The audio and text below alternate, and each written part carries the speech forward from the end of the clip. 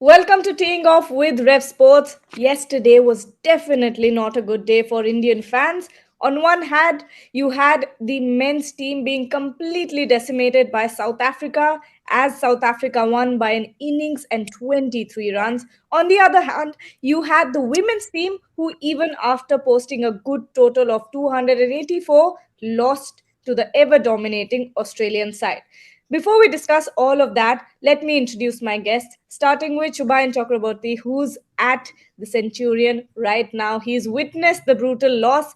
Then we have Bharat Ramraj, Boria Mujumdar, and Devashish Sen. But Shubayan, starting with you because you were there to witness all of that, sum up the game. How brutal was this loss?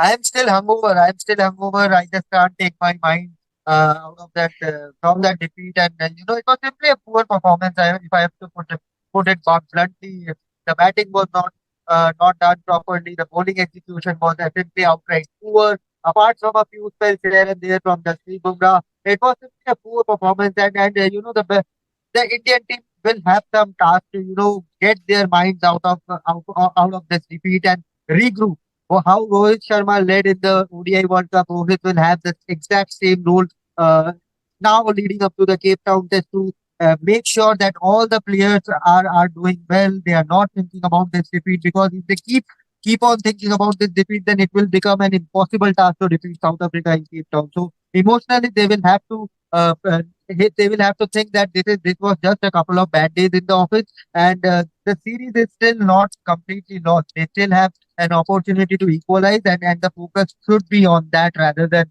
thinking of who did well or who did not do well. Debashish and Boria, I'd like to ask you, talk about India's batting failure in this game. Debashish, why don't you start?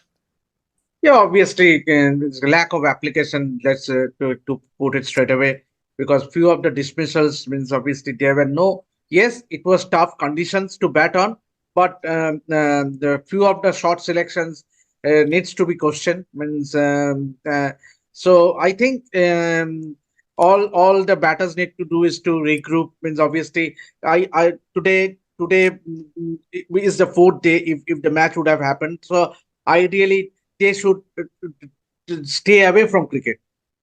The best thing for today is to stay away from cricket, at least for today. From tomorrow onwards, they should think about the second test for the Cape Town test. And once they reach Cape Town, they should all obviously they will be focused on the test. But at least for today, they should not think about what happened yesterday. What happened in the first test, the loss. Means they should just leave it away from their mind and keep it afresh. Means they should get themselves involved. Means we heard a lot about this team bonding sessions. Maybe today is the right day for such team bonding session. Boria, your thoughts? Ravi Shastri is there commentating. No one stops Rohit Sharma from going and having a quiet word. Just have a quiet word. Because I remember that night in Adelaide, and later Ravi and Bharat both told us that they had a team meeting kind of thing, a small meeting. Virat Kohli before leaving for India was there. Ajinkya Rahane was there. The coaching staff was there, and someone was going outside the room and said 36 all out. It will always be with us. And Ravi said, wear it as a badge of honor.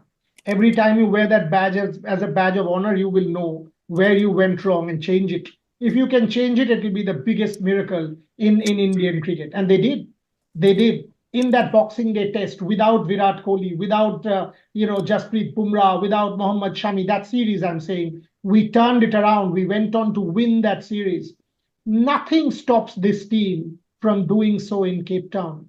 I'm a born optimist. I mean, it's done, dusted. Yesterday, whatever criticism had to be done, India was poor. Make no mistake. Abject surrender, captaincy below par, batting below par, bowling below par. So everything was there's no mind. Prasid Krishna, Shardul Thakur, no mind. When I see a Rahul Dravid versus a Ravi Shastri, it becomes chalk and cheese for me. Come on. All that is gone, done. New year 2024, make a new start, and you can beat this South African team. No mistake. But you need to believe. You need to believe. And you know what? I miss Bharat Arun in that series. He was the one who created the bench strength for this Indian team in terms of bowling resources. We had an Ishant Sharma, and Umesh Yadav, a Mohammad Siraj, a Jasprit Bumrah, Mohammad Shami, a Shardul Thakur, and the list went on. 7, 8 bowlers. Now we are struggling to get one replacement for Mohammad Shami. That pains me. Bharat, over to you about, you were talking about how you were disappointed with the bowling attack, the Indian bowling attack. Elaborate on that. Yeah, see, a lot of things went wrong, to say it in a few words. So right from the start, at Centurion, you would get a couple of indentations at least. The Indian pace bowlers didn't regularly hit those indentations, barring Jasprit Bumrah. So that is one point. Second point is, in South African conditions, at least you should look for C moment rather than swing. At least again, it goes back to the point of hitting the indentations. Indians, if you look at the grip, even Sean Pollock at the same point that Indians looked for swing than C moment. Obviously, you think then about how Dean Elgar batted. I don't think India still have a plan against Dean Elgar. Look at how Australia bowled a team. Look at how England bowled a team. Their plans were different. Their methods were different. England definitely, their bowlers went round the wickets and looked to attack him on the inside half. Indians still look to attack him on the outside half, and he keeps getting beaten because he's a defensive player. A defensive player is someone who doesn't really go hard at the ball. So that is something point to note. Obviously, they didn't even seem to know how to bowl at David Bettingham. I don't know whether it is a planning side of things or whether it is execution side of things. Because if you look at how Bettingham plays for Durham, it definitely is very much an on the up batter or someone who plays on the rise. So you have to go fuller, which Siraj did, but by then he was on 50 odd or whatever. Only I think Jasprit Bumrah will get about 80 out of 100 out of this attack. Rest of them, maybe Siraj will get 40 out of 100, rest 20 or 15 in terms of execution. That is how India bowled in this particular test.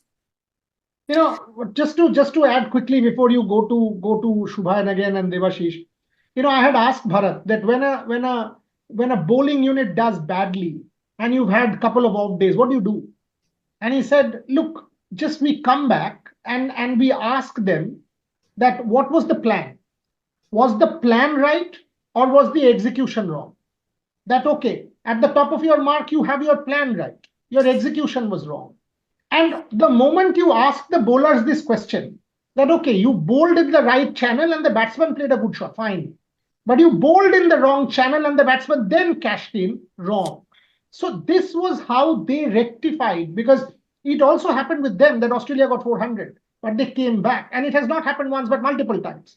So that was an absolute masterclass for me, that okay, this is how they turned it around. I just hope that that's what happens with this Indian bowling attack as well, with Paras Mamre and Rahul Dravid. And Shubhayan, is the Indian team selection at fault here? And how can India get back on track in the second test match? By the way, Boriala was talking about Bharat Arun, not our very own Bharat Ramaraj. So I know. just to be clear about that. I know. But yes, how can they come back? How can they come back? Bharat Ramraj can easily go and get the job of the Indian analyst basis his tweets, but we are not letting him go. So the Absolutely. question doesn't arise. So yes, it is Bharat Arun, not Bharat Ramraj. But yes, coming to how they can make a comeback, make proper planning against. As Bharat said, Dean Elgar has been susceptible when the Pacers target him from down the wicket, but the Indian bowlers kept on coming from over the wicket, and Dean Elgar, they bowled poorly. So first, make your selection. Okay, Prasidh Krishna made his test debut. It was a special occasion for him. But you have to play Mukesh Kumar in Cape Town test. You have to bring in a Ravindra Jadeja who was been warming up during the session breaks. He was taking some catches. So looks like his back spasm has eased out a bit. So Indian team should be prepared to welcome Mukesh Kumar and Ravindra Jadeja back in the 11. We don't know how the conditions will be. The forecast shows it is going to be clear and sunny and hot during all the 5 days. So maybe the Jadeja can be a better container than a Shardul Thakur or than a Prasidh Krishna or even an Ashwin, because he bowls stump to stump the channel. Even if the odd ball turns, he gives you those wickets as well. So the planning has to be very proper. You have to study David Bedingham as well, because he played a proper knock there. You have to study Nandre Burger as well. What's his team position when he's taking the ball away, or what's his team position when he's bringing the ball back in. proper tactical analysis of these players. And of course, as I said, you have to be emotionally away from cricket for a couple of days. Maybe have a meeting. Maybe say the guys, okay, we had a couple of days, bad days out in the office. So let's regroup. Let's attack these South Africans because I will again say this South African team is beatable. They are very much beatable. Teams have come and have defeated South Africa in the past as well. So this South African team, without your Dale Steens and Hashim Amlas or Faf du Plessis or even AB de Villiers, this team is beatable. This is an inexperienced South African team. So you have to just properly plan and execute your plans out there on the field. You know, Gargi, Yes. Shubham made the point about Jadeja, the bowler.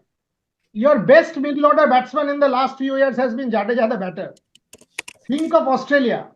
Jadeja with Ajinkya Rahane in that Melbourne Test match was the turnaround. Think of England. Jadeja getting 100. Jadeja, the batter, was as much missed as Jadeja, the bowler. So you absolutely have to get Ravindra Jadeja back. Yes, and now we'll Maybe head just add over a point. to. Just, Yes, just yes, one point. yes, of course. You talked about Prasidh Krishna. One point I would add about him is he bowled yesterday. First, I think second day he bowled a 5 over spell. I think that was his best 5 over spell, where he was actually hitting the seam and getting bounce. Rest of his spells, he was scattergun. I don't know what he tried. He tried to ball full look for swing. That is not his. If he is going to be selected, that is not his role. His role is to hit the pitch, hit the seam, like the South African ballers, tall ballers did, and get bounce and not give room. He even bowled at 149 kilometers per hour, but he didn't need to bowl so quick. He just needed to bowl 83, 85 miles per hour and hit the pitch and bowl in the channel, which he didn't do, barring that one spell. That one spell he bowled was really good. Or outside of that, he just didn't perform the role that he was supposed to do. Yes, and now we'll head over to Ishan Shahane, who was at the Wankhede Stadium yesterday, where India once again lost the match, even after posting 284 runs on the scoreboard. Here's Ishan Shahane summing up the match.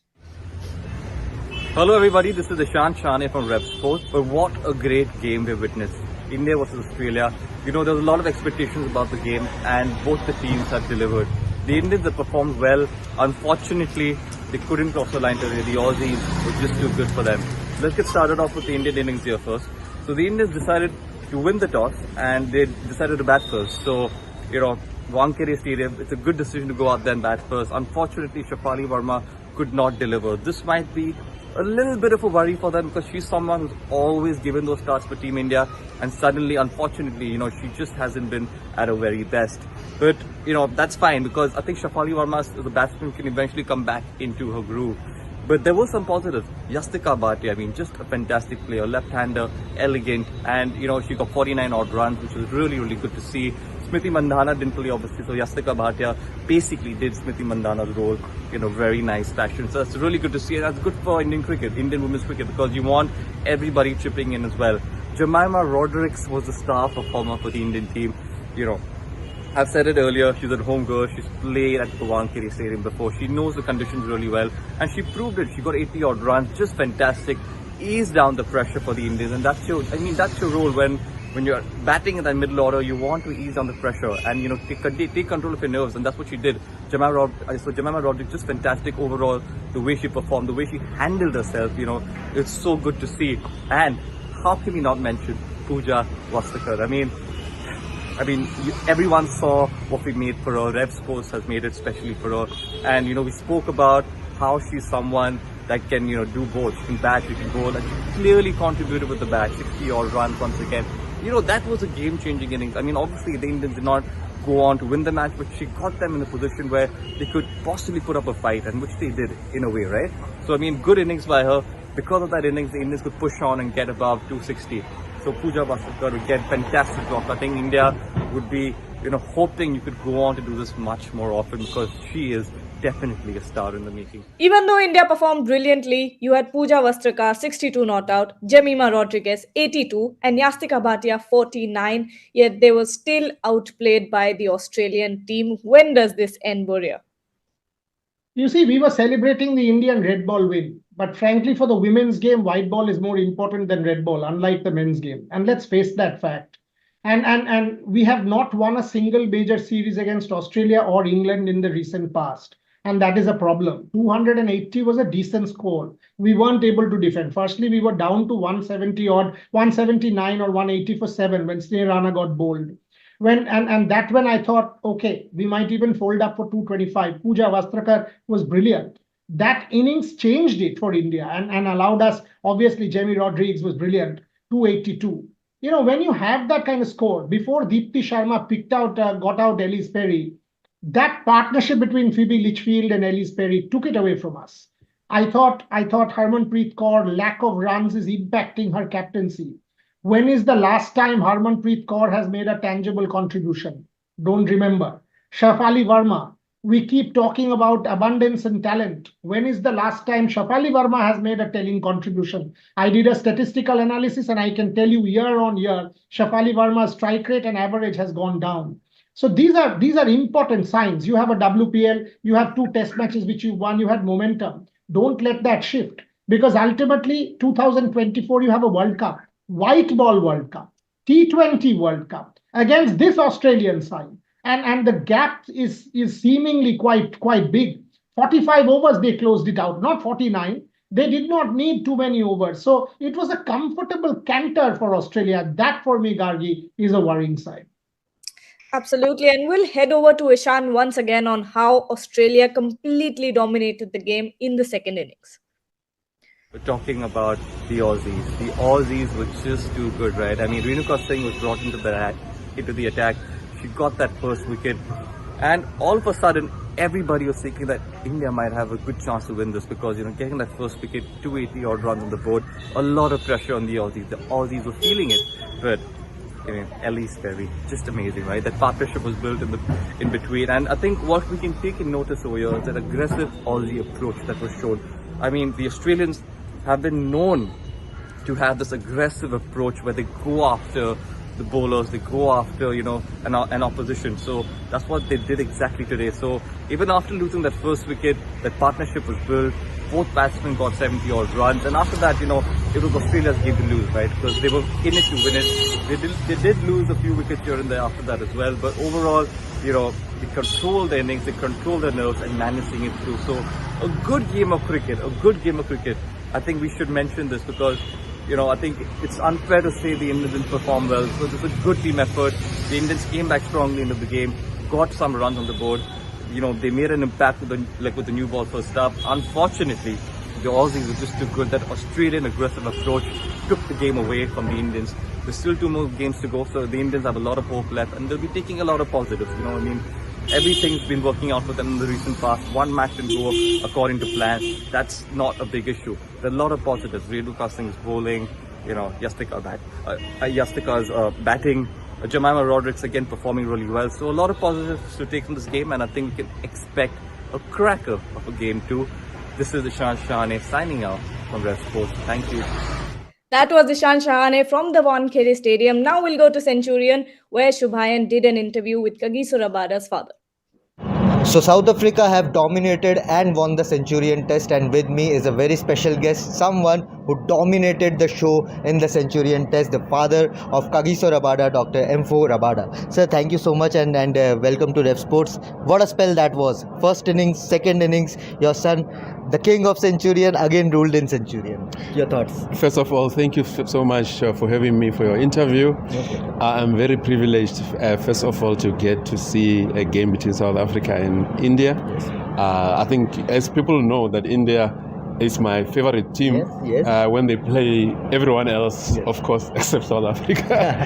Yeah, and to see my son do well in this ground is just so special because actually my birthplace is in Pretoria. Yeah. I might be living in Johannesburg, Yes. but my birthplace is in Pretoria, and this stadium is in Pretoria. Yes. So therefore, doing well here, it's just much more than in any other stadium. Right, absolutely. Thank you so much, sir, for taking time out for this interview. And yes, South Africa have won the Centurion Test, and now it's over to Cape Town. Will Kagiso Rabada rule Cape Town? We will see. Keep watching RevSports. 5 more. Well, thank you all for joining this early in the morning. Today marks the first death anniversary of Pele, the celebrated footballer, and we have made something very special for him. It was on this day last year that the king of football left for heavenly abode. He had enthralled us all with his skill. When you go back and look up the footage, be it in 1958, 1962, or in the 1970 World Cup, it was Pele all over. Perhaps the greatest to have played the sport, he had a great relationship with Bengal and Kolkata. Visiting the city in 1977 as part of the Cosmos team, he played at the Eden Gardens, a match that is still remembered by the ones who had the fortune of watching him play.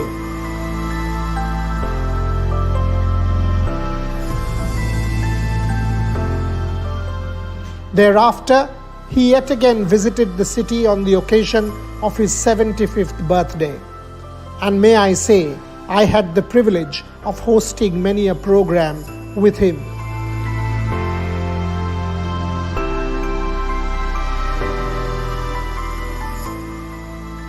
At the Netaji Indoor Stadium, Sourav Ganguly, A.R. Rahman, and a galaxy of sports stars met with Pele in the presence of Chief Minister Mamata Banerjee. Pele, with his sense of humor and wit, had captured our imagination. Needless to say, his skill was of a different level. And when he left us, after a prolonged period of illness, the sport was poorer. Football was poorer. He will forever remain the greatest that played the sport, the greatest devotee that football will possibly have. And every World Cup that he played in, he enriched the sport. The cult of Brazilian football in many ways has been shaped by Pele. Today, on the occasion of his first death anniversary, we remember